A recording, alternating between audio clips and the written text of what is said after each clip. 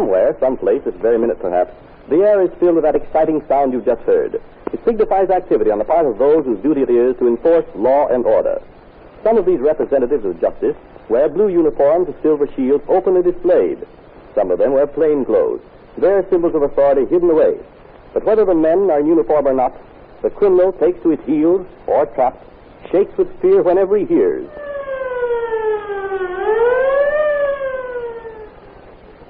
Today's radio play, Wings of Death, is based on another thrilling adventure of that master plainclothesman, Mr. H. Ashton Wolf, former member of the Sûreté, the French secret police, which will appear in next Sunday's issue of the American Weekly, the magazine distributed with all Hearst's Sunday newspapers from coast to coast. A man stands in a patch of woods, looking down at two figures sprawled on the grass and twigs at his feet. A woman silently joins him. Henri. Annette. They are dead. You saw it happen? Oui. Well, it doesn't matter. I go to the police. Do not be afraid. You killed them without a sound. No one need ever know what has happened. Except their friends. Oh, I begin to see. No one can connect you with it. Listen. The road, sir, it has a rumble seat. See. Open it. There. No. I will help you put them in the back. The woman first. Careful. There she goes. No. The man. Listen. What is that? Oh, nothing. Do not be so nervous. Shut the back and lock it. The bodies will serve as a warning. Leave it to me. Very well. If you are sure... No one can never trace you. How could they? The bodies will be found many miles from you.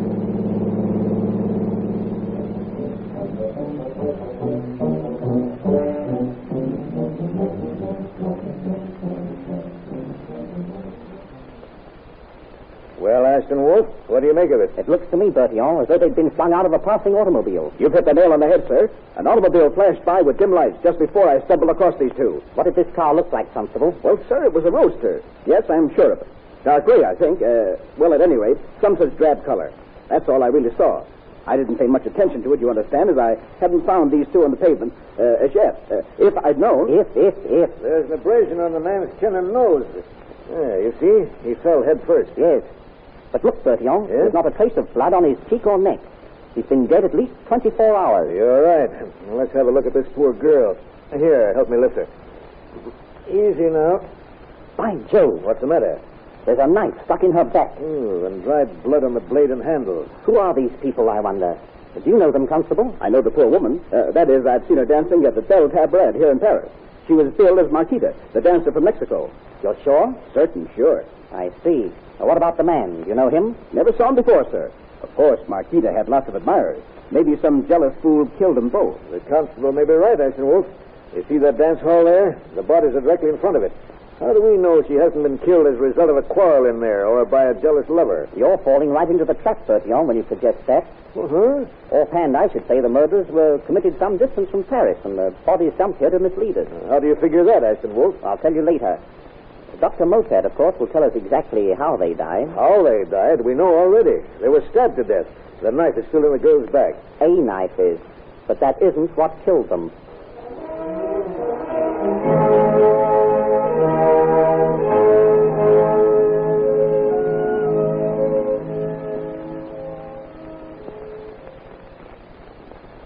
Annette?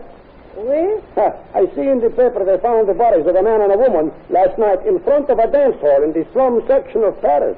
Oh, is that so? Oh, what do you know about that? It only goes to show that you never can tell what may happen when you visit a place you're not supposed to. Right. Does the paper say who were the unfortunate ones? Let's see. The dead woman has been identified as Senorita Marquita, a dancer from Mexico. And the man was known to police as Andre Ladouce, a member of the famous Black Leopard gang. Well, Henri, I should not be surprised if they were right. Nor I. Does the paper say how they died? I have not read that far. Let's see. The police are convinced they both were shot by skillful archers from South America with hunting arrows. Henri. Such an arrow has a long point but no barb. The victim, shot in the back, died instantly, according to the police surgeon. Afterwards, to lead inquiries astray, a knife was driven into the arrow wound, but not quite in the same direction. How could they tell that? The double cut was plainly visible since the knife was used when the victims had been dead for some time. Annette, It is uncanny. you said you were sure no one could trace it to me? Courage, Henri. They have no suspects yet, have they? No. You see. How could they connect it with you? The bodies were found in Paris. We are in Beauvais, 600 miles away.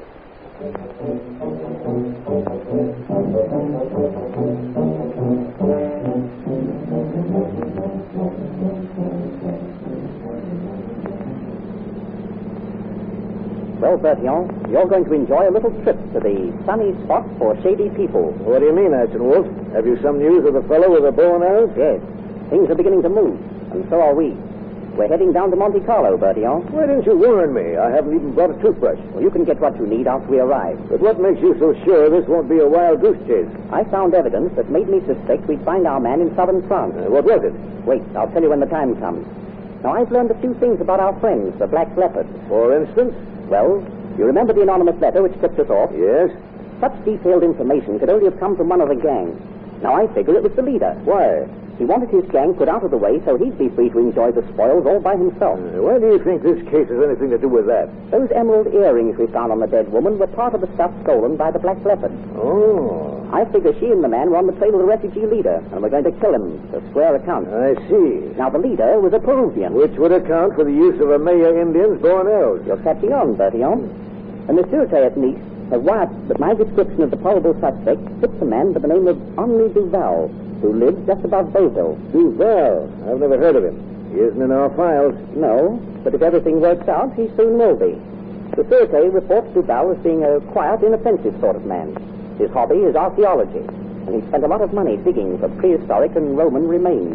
Speaking of remains, why didn't this Duval, if he's the killer, why didn't he dump the bodies into the sea from some cliff or bury them in the mountains instead of carting them all the way to Paris? That's the puzzler, I must confess.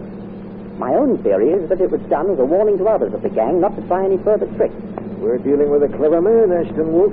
And while you were getting the autopsy report, Bertillon, I learned that 10 days ago a man and woman, strongly resembling the victims of the arrows, left the car at Fontainebleau and proceeded south by train. Resemblance isn't proof. Wait. The garage man there is almost positive he heard the man call the woman Marquita. That's better. Now we're getting somewhere. Yes, my dear Bertillon. We're getting almost to Beauville.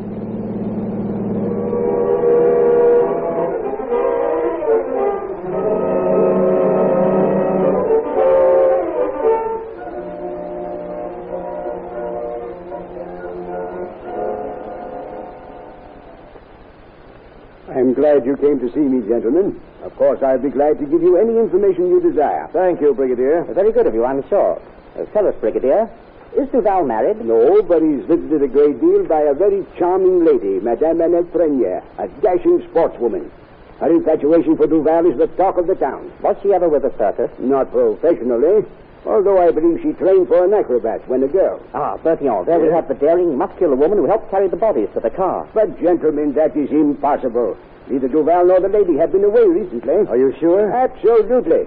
In fact, the lady was seen on the day you mentioned, stretched out lazily in a lawn chair reading a book. She couldn't possibly have been in Paris. How do you know so definitely? The gardens of the villa are some distance from the road. Please close that door, and I'll tell you. At once. Well? Well, you see, I'm somewhat infatuated with this charming lady myself. No. Indeed, Brigadier. And so you saw the lady of your dreams in the garden that day? Well, of course, I only saw her from the road, but I recognized her by the green dress and silk scarf she wears a great deal. I see. And what about Duval? Did you see him, too? Oh, yes. I met him about 5 in the afternoon with his hammer and specimen box. He's been collecting bits of old stones. Well, I guess that's that, Ashton Wolf. Thank you, Brigadier. Oh, by the way, you haven't by any chance a photograph of Madame Prenier? Oh, yes, I have. I carry one in my wallet. But duty comes first, I suppose. Oh, yes, here it is. But I'm sure Madame Prenier isn't mixed up in this. Ah, a snapshot of her, standing by a powerful roadster. Oh, she's very attractive, Brigadier. Congratulations. Thanks. Oh, may I have that photo back when you're through with it? Certainly. We'll just have it copied and enlarged. This car here, what color is it? Gray or out of tan, I think. Funny, I never really noticed. But sort of a drab color, would you say? Yes. Remember the description given by the constable in Paris, Ashton Wolf? Yes. Well, Brigadier, we'll be going. Thanks very much. Not at all. Call on me at any time you think I may be of service. We will. Well, Ashton Wolf, what do you think? I think we're on the right track. I think the plotters were aware of the Brigadier's infatuation and made use of it. What could be a better alibi than the head of the local police? You may be right. What are we going to do now? I'm going to have this snapshot enlarged and have inquiries made along the roads from here to Paris. This car must have stopped for gasoline and water somewhere. And then, tonight... Yes, tonight? We'll take a look around that patch of woods back of Duval's villa. But we'll have to watch out for the wings of death. You mean Morels? Yes, they're nasty, silent things. One whiz, and we'll be lining up for halos and harps.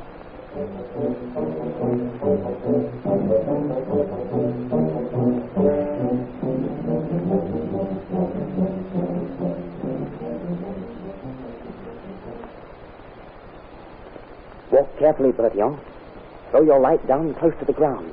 That's it. All we need to find is a weapon, and we'll have our case.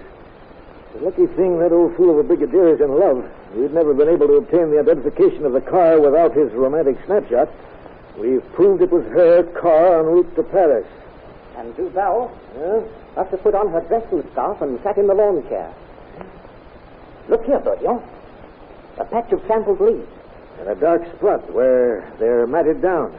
This looks like the place the job was done. Now for the bow. It must have been buried someplace here. Here are the tracks of the automobile. We're on the right trail. You go that way, Bertillon. Look for freshly dug earth. I'll look around here. Put up your hands, quick. What are you doing in my woods? Henri Duval. Huh? Oh, I'm just taking a stroll. You can take a stroll out to the road, quickly. If you don't start before I come free, I make it necessary to carry you out. Like you did the others, eh, Duval? I don't know what you're talking about. 1, 2... Drop that gun. I've got you covered, Duval. Nice work, Bertillon. Hold out your hands, Duval.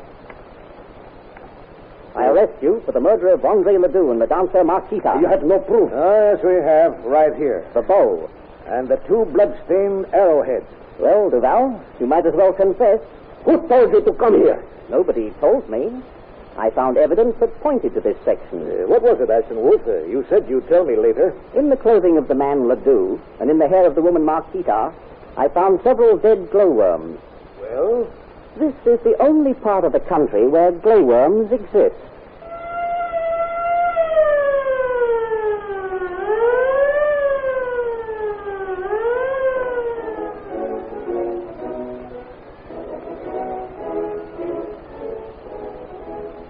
Be sure to read the unusual account of how the bodies of tiny fireflies found on the bodies of a murderer's victim led the police so swiftly and unerringly to their quarry. It will appear in next Sunday's issue of the American Weekly, the magazine distributed with all Hearst Sunday newspapers from coast to coast. This is Wentworth announcing and turning the microphone over to your own announcer.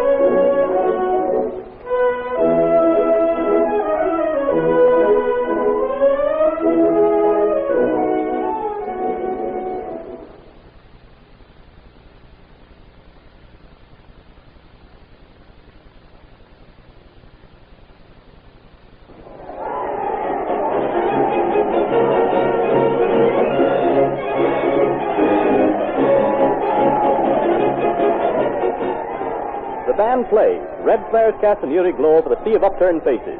Voices are raised in excitement and fervor. The rails of a wooden platform are extravagantly decorated with bunting, placards, pictures, slogans, and national flags.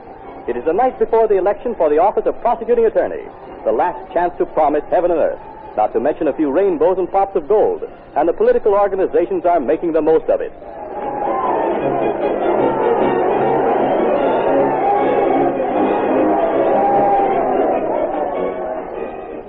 Our radio